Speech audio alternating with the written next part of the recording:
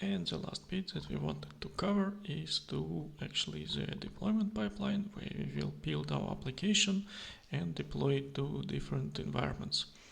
If you remember from the previous lecture, we created two of the web apps, the Pizza Selector UI Dev and the Pizza Selector UI Prod. At the moment they are still empty and they don't have anything deployed to them, and we are going to change that really soon. Let's jump to the pipeline for the Pizza UI. And this one will look really close to what we already had for the infrastructure. So the same way we include all of the branches and we exclude all of the tags, and we are using those variables as well with a similar structure with hotfix and release branches. So if you want, you can revisit the previous lecture to remind yourself what it's about. But for now, let's jump into the pipeline itself. As I said previously, I am a big fan of Docker images and containers, because that allows you to pretty much build your application once, test it, and then it should work on every other system. And that's what we are going to use over here. So the result of this build stage, it's actually will be the Docker image that would be available on Docker Hub. We created the service connection in one of the previous exercises as well. And for the build itself, the very first line is commented out for now, and I will show you what it can be used for, and I didn't really need it for this test lecture, so I commented it out. But what it is actually doing is that it is possible to throw an exception and not continue if someone tries to comment some of the unit tests or the UI tests. So with those two examples, I'm checking for the unit tests if they are excluded. So when you run on a single test instead of the every single one, sometimes you can just forget to uncomment the rest of the tests, and that will throw an exception. Or the same goes for the Cypress as a platform if you run the UI tests. And basically in this spec file that we have, it is nothing is commented, so this shell script will not really throw an exception. And then the simplest way to do it is to build the application is we are using Node, and we want to stick to a specific version of it. After that we install the correct version of it, run lint command so the code looks good, then we run the tests, and all of those they are available from our package file pretty much. And if everything is good with the linting and with the tests, I don't have any UI tests in this project, then finally we build the command, build the code, it will be saved to the dist folder as usual, and after that I'm using the Docker file that is over here, and it just picks up whatever is available, whatever was built, and I copy it into the HTML file. I'm using Nginx as a base image, and then it just serves everything from the HTML folder, which will be our application. So that's the quick and simple explanation how the build itself works. And the last part, it's basically we publish this image and push it to our container repository that will be under the Pizza Selector. That's pretty much it. So it is very easy to understand and very easy to run. And then the final two steps, the deployment to dev and deployment to prod. Similar to infrastructure pipeline, those are the deployment stages instead of just deployment jobs instead of regular jobs, and we use the same environment as we used for the infrastructure, so that is pretty convenient. And what we are doing here is we are basically just updating the settings of the web app to point it to the correct Docker image that it needs to run. and it will download the image itself and start it automatically if everything is good. We have the same dependency on dev from our production environment, so it will not start before dev finished. And the check for hotfix branches and release branches, it's a little bit easier to read over here, but the code itself to deploy, it's exactly the same as it is for dev, but for my taste it is too small to introduce a template as we had for infrastructure, because this one is pretty much run on a single task.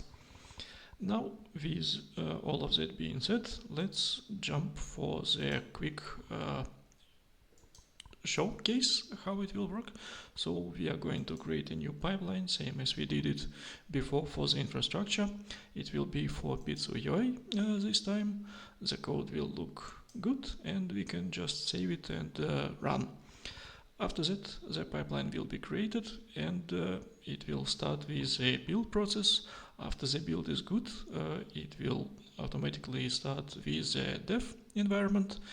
And then after the dev finished, it will try to deploy to production environment. If you remember, we had in the infrastructure pipeline setup, we changed the production, so it requires a verification. So the manual gate process is in place.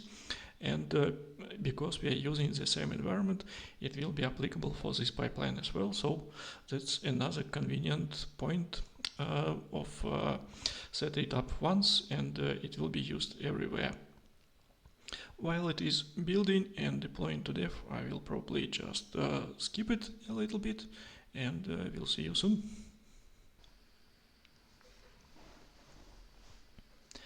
Now the build stage is finished, and because it is the very first time I am deploying to dev, I actually skipped that part for build, but I had a similar warning. Because it is the very first time we're trying to deploy to dev environment, I need to allow it, so I will click view and permit, so the deployment is authorized. It will be only for the very first time when you use a new environment in a new pipeline. And after the build is finished, because we know that the build ID is 31, we can go to the Docker Hub and refresh this page, and we will see that we have a new tag deployed, which is the 31st. And the latest tag was updated as well, and this is exactly how we had it in our build definition. So we tag our image with two tags, which would be the build ID variable, built-in variable for the Azure DevOps, and the latest one. The latest one is just for their convenience, and the build ID, it is a specific version that we can use in our deployments. And to use the latest tag, as you know, it's the bad practice and we are going to avoid it. But if it is needed, the latest tag would be updated as well, so it is technically correct one. While the deployment is going, at the moment our dev environment looks like this, and you can open it either by just typing the URL, or when you go to the web app itself, you can click on the browse button and it will open the same page, or you can click on the default domain or copy it and paste it into your browser window. So all of those ways they will lead you to this page. And when the deployment will be finished, we will see a different picture. And now the deployment is finished for the dev environment. It is waiting for my permission to get to prod environment first, that it is allowed to use that environment, and we are going to permit it, and immediately after that it is going to wait for the review, so that is a gate I mentioned before, so you can reject or approve this particular deployment to prod environment. So we're going to approve it. Now if we go to this page and refresh it, we will see our application up and running, so we can pick a random pizza that we can order Carbonara is a great choice. The interesting thing that I wanted to mention as well is that if you go to the actual deployment stage and check the logs, you will see what it is actually doing. And the interesting bit is that it is updating the application service settings. And to be more precise, it is updating the Docker custom image name, which will be read from the Docker, and it is using the correct tag. And on top of that, it is updating the configuration settings and the Linux FX version to be pretty much the same, just saying that the image is loaded from Docker.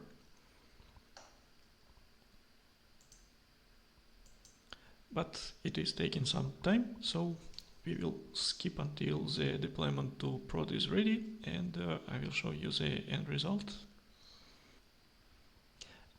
And now we deploy to prod as well.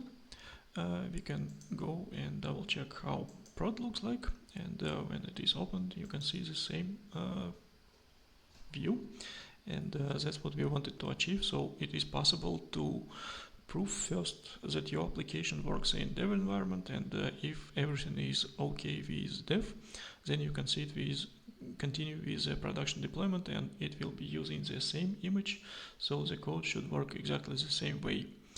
Another interesting note that I wanted to show is that if we will go to the infrastructure pipeline and rerun it again, actually nothing will change because infrastructure haven't changed for us, and the deployment will be done. Those two properties that I mentioned in the deployment pipeline, so the Linux FX version or the image versions that we are using, those are not overridden by the infrastructure pipeline. So it is possible to make some changes to the infrastructure if those are not critical, so we are not recreating the whole web app. And just, for example, if we just updating the settings or different application properties of the web app, then those wouldn't change the application that is running. And the infrastructure changes and the application code changes themselves, they can go in parallel. So only the actual dependencies between the code and the properties they matter. So as you can see here, the infrastructure for dev was reapplied, and there were some changes. The minor one that could be skipped with lifecycle ignores, but the dev environment still works as it was before after it was deployed, and the pipeline itself, it is still deployed to that version 31 of the build. That was the one. Okay, so please let me know if you have any questions or any comments, and good luck with your pipelines.